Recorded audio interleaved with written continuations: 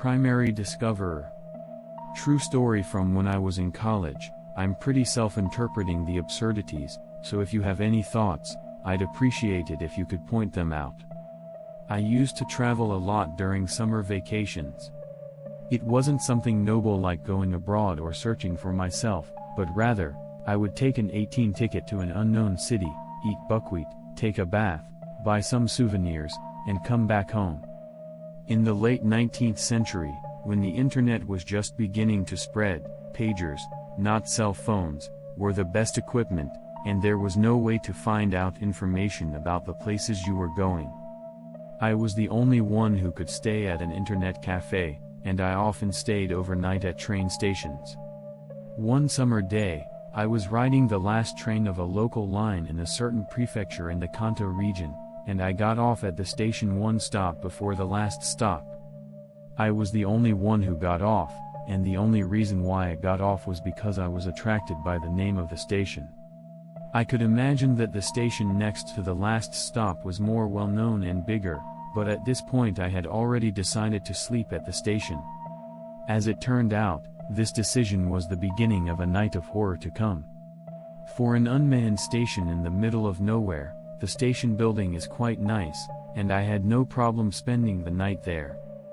There is not a single private house, so naturally there are no stores, but there are vending machines and clean restrooms.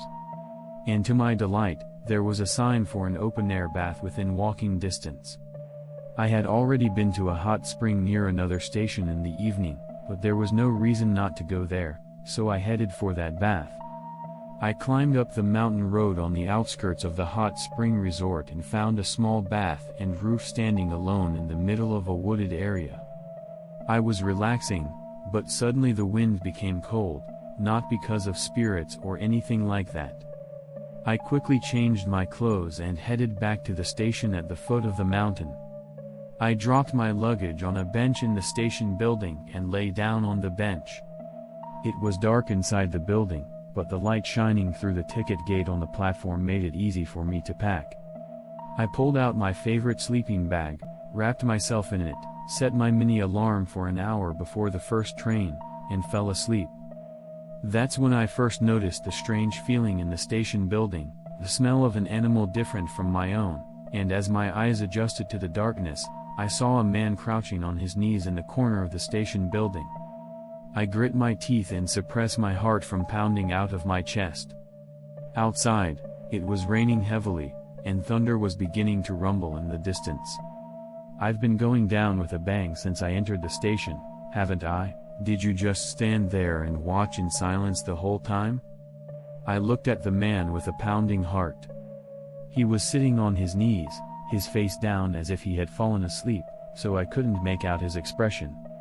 He was wearing chinos and a collared shirt, and looked better dressed than I was. His hair was set in a haphazard manner and his thick frame didn't move even a twitch. I mean, I couldn't hear a single breath of sleep.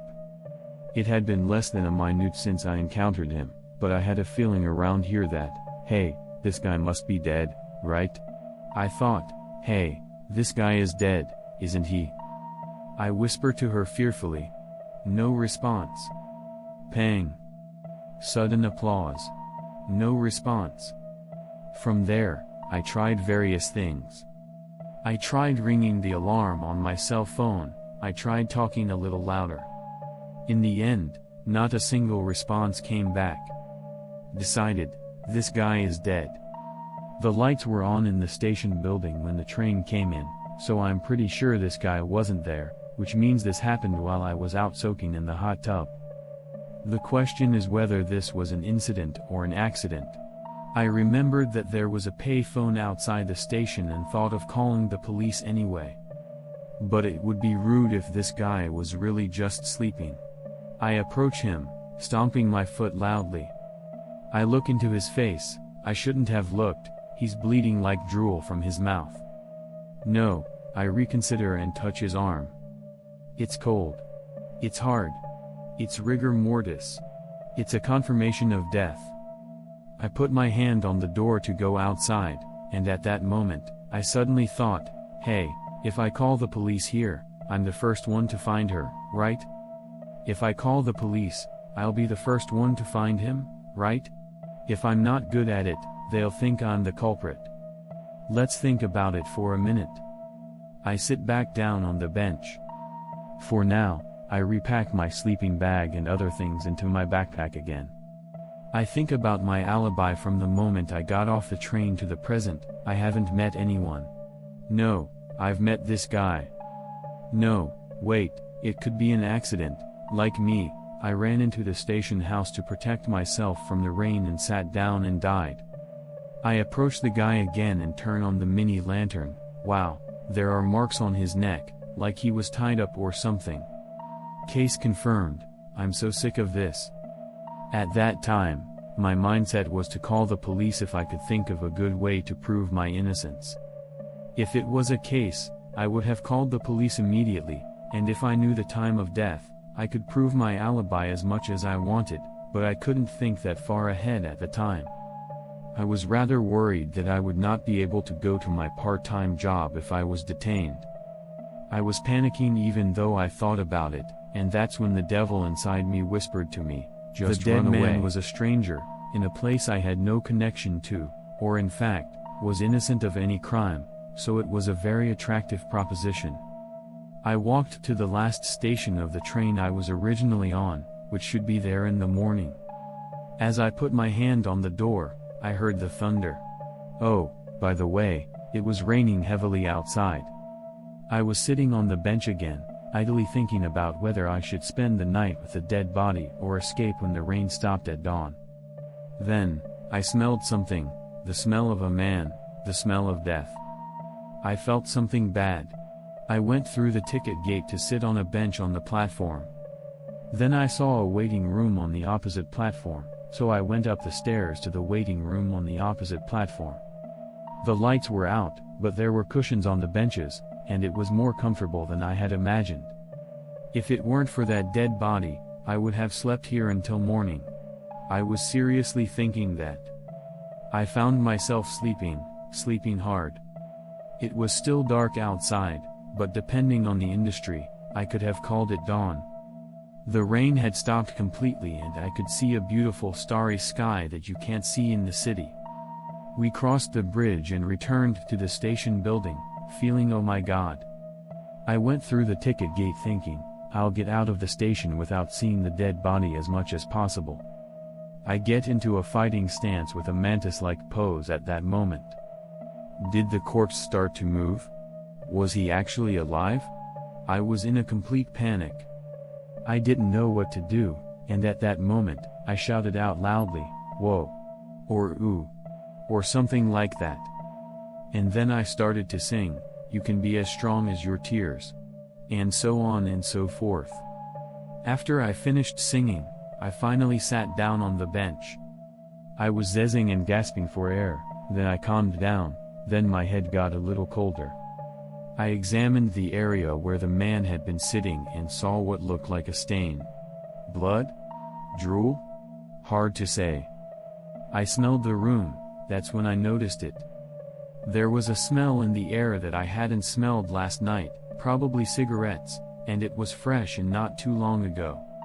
I looked in the ashtray, but couldn't make it out because there were so many butts in the murky water.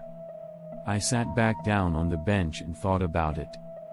The man was actually alive, slept soundly, woke up, smoked a cigarette, and left. Yes, that's the most ideal conclusion. But maybe not. I've never done an autopsy on a dead body, but maybe that thing was dead, so what's the truth? Someone hid the man's body in the station at night, someone retrieved it while I was sleeping in a separate waiting room, and someone smoked the cigarettes. I think it probably went something like this. I was horrified to think so. If I had stayed in the station house, I would have run into that someone, Yankees, Yakuza, foreigners. So, in any case, he is quite possibly a murderer.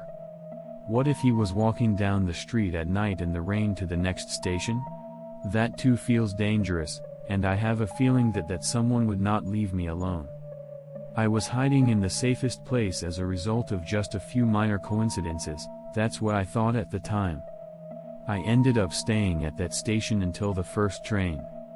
I remember how reassuring the old lady looked when she came into the station about 30 minutes before the first train. I couldn't call the police to report that a stranger had died last night, which I didn't understand, so it was treated as if it had never happened.